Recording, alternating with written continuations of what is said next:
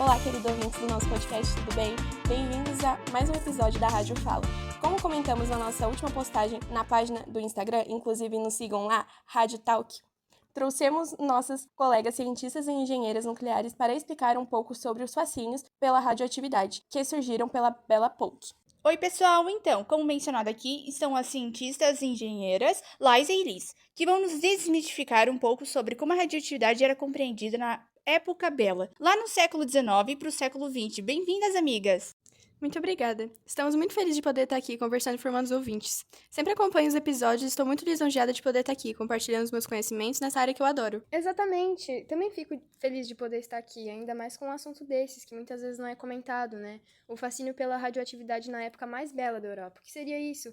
E mostrar como, naquela época, a radioatividade era compreendida. Mas então, meninas, agora no início a gente gostaria de saber uma introdução sobre o que é afinal a radioatividade, sabe? De forma breve, que nossos ouvintes consigam compreender para conseguir discutir depois sobre a importância de saber sobre esse tempo. Bem, a radioatividade não é nada mais e nada menos do que a atividade de um núcleo instável, emitindo energia. Ou melhor, emitir a radiação a fim de ficar estável.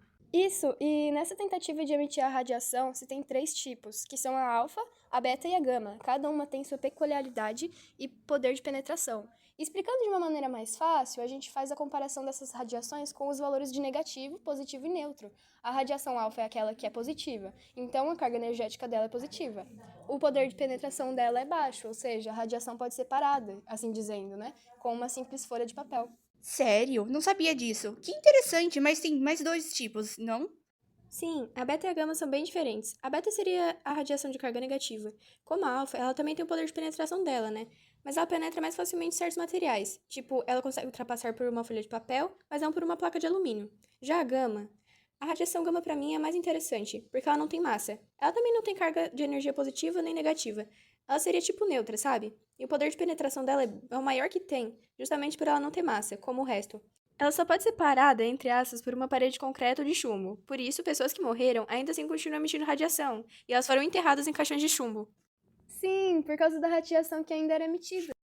Beleza, meninas, mas então, com essa contextualização breve sobre o que é a radioatividade, os tipos de radiação e tudo mais, gostaríamos de fazer algumas perguntas. As perguntas foram retiradas da caixinha dos stories do Insta. E, lendo agora, tem muitas perguntas bem legais. Também tem algumas no caminho para cá. Acho que deveríamos começar pelas primeiras, as que já estão no contexto do episódio de hoje. Então, quais foram os fascínios que a radioatividade trouxe para a humanidade antes de serem reconhecidos no perigo? E como na sociedade do século XX lidaram com isso? Essa admiração que sentiram? Eu posso responder essa. Bem, na segunda metade do século XIX, a radioatividade tinha sido descoberta pelo Wilhelm Röntgen, um físico alemão que conseguiu usar ela para fazer um raio-x com as propriedades básicas. Ele chegou a receber um Nobel pela descoberta e revolução que a ciência estaria prestes a passar. Depois disso, tiveram muitos estudiosos que se interessaram pela área, como Henry Becquerel, que viu que o elemento urânio podia emitir uma radiação penetrante, mesmo sem exposição à luz. Todo mundo deve conhecer o casal Curie, não é? A Marie Curie, mãe da radioatividade, mas enfim. Após a descoberta e estudos sobre a radioatividade, ela começou a ser utilizada em muitas coisas.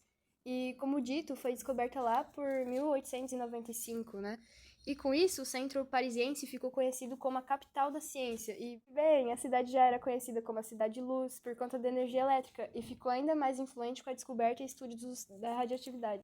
Isso mesmo, e naquela época pouco se tinha conhecimento de como a radioatividade atingia a saúde pública. E os franceses e a elite ficaram tão fascinados de como certos elementos radioativos se comportavam que colocavam o elemento rádio até na comida. Existiam jantares da elite chamados de jantares de sol, que não era nada mais do que pôr pequenas ampolas de gotas de rádio em coquetéis. Naquele tempo, isso significava vigor e saúde. Quê? Meu Deus! Era muita loucura! Sim, e pior do que isso mencionado, muitos balneários, ou melhor, estâncias termais com água radioativa, anunciavam banhos, né, nessa água com radônio e pequenas partículas de rádio, que seriam uma forma de terapia para reumatismo e fadiga. Nos anos de 1871 a 1914, os anos da Belle Époque. Após a descoberta da radioatividade, em 1895, Paris se viu rodeada de novas descobertas a serem estudadas. E o fascínio parisiense pela radioatividade estava muito no brilho, visto muitas vezes nas roupas e em muitas outras coisas. Nossa, era realmente muito fascinante para eles, então. Temos algumas perguntas ainda. Uma delas, muito interessante, seria como utilizar a radioatividade na medicina. Na medicina, no fim do século XIX, algumas clínicas usavam com cautela e de forma experimental pequenas quantidades de rádio nos tratamentos de problemas endócrinos incuráveis. E, como dito antes, tinham as termas de Randon, ou radônio, que prometiam curas e eram consideradas o elixir da vida eterna. Exato, então foi possível notar o grande uso de rádio em praticamente tudo e a falta de cuidado que os cientistas e estudiosos da época tinham, pelo ofuscamento e pela fascinação que trazia. Isso. Mais alguma pergunta? Tínhamos mais algumas, porém o tempo do nosso episódio é limitado, mas podem, antes de encerrar, explicar um pouco sobre o que foi a Belle Époque. A Belle Époque foi uma parte da história europeia muito bela, né? Como já diz o nome. Ela se estendeu de 1871 até o início da Primeira Guerra Mundial, lá em 1914. Foi um tempo de muitos avanços, como na área das tecnologias, de muita prosperidade econômica, de avanços culturais, e nisso, Paris foi a cidade com maior visibilidade durante a época bela da Europa.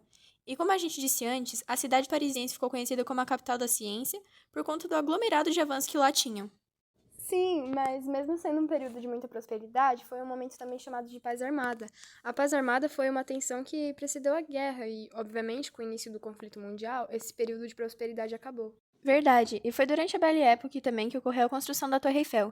E foi uma pena que tenha acabado, porque pensamos e refletimos, né, como o mundo estaria mais avançado se a sociedade não tivesse retardado o desenvolvimento com um conflito tão grande como a guerra. Exato, mas acho muito legal essa época. Parece que tudo que foram desenvolvidos é o que usamos hoje no dia a dia, e todo o resto. Meninas, agradecemos pela participação de vocês, pelos conhecimentos compartilhados e pela presença aqui. Então, esse foi mais um breve episódio do podcast. Vemos vocês na semana que vem com a participação do professor Alexandro Limas Gomes. Nós que agradecemos pela oportunidade de estar aqui. Agradeço igualmente! Tchau, pessoal! Até mais, e não se esqueçam de seguir as nossas redes sociais no Instagram, TikTok e Twitter, para não perder nenhuma novidade. Tchau!